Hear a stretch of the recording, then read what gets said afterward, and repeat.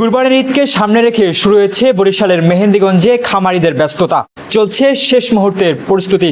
আমি এই মুহূর্তে রয়েছি বরিশালের মেহেন্দিগঞ্জের চাঁদপুরের অন্যতম একটি এগ্রো ফার্মে, যার নাম সিরাজ এগ্রো।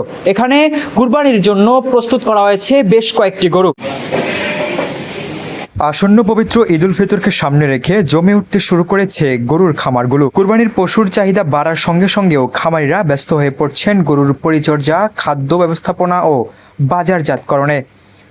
বরিশালের মেহেন্দিগঞ্জ উপজেলার বিভিন্ন খামারে চলছে এখন শেষ সময়ের পরিচর্যা ও বিক্রির প্রস্তুতি।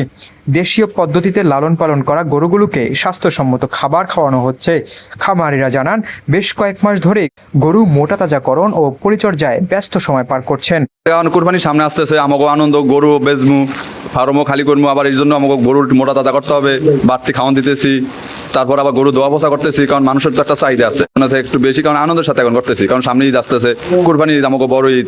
কুরবানির গরুগুলোতে আমি সকাল থেকে আইসা যা দেখলাম মোটামুটি খারাপ না, আমার কাছে ভালোই লাগলো। মানে সাশ্রয় দামের ভিতরে, কোনোটা আছে 1 লাখ, কোনোটা এর উপরে 1.5 লাখ, 1,20,000 এইভাবে মতো ওনারা দাম চাচ্ছে, এইভাবে সেল দিছে। গরুর খাবারের দাম বৃদ্ধি ও চিকিৎসা ব্যয় বেড়ে গেলেও কুরবানিকে কেন্দ্র করে তারা আশাবাদী। প্রতিনিয়তই গরুকে গোসল করানো, পরিষ্কার পরিচ্ছন্ন পরিবেশে রাখা এবং নিয়মিত চিকিৎসকের পরামর্শ অনুযায়ী করা হচ্ছে পরিচর্যাও।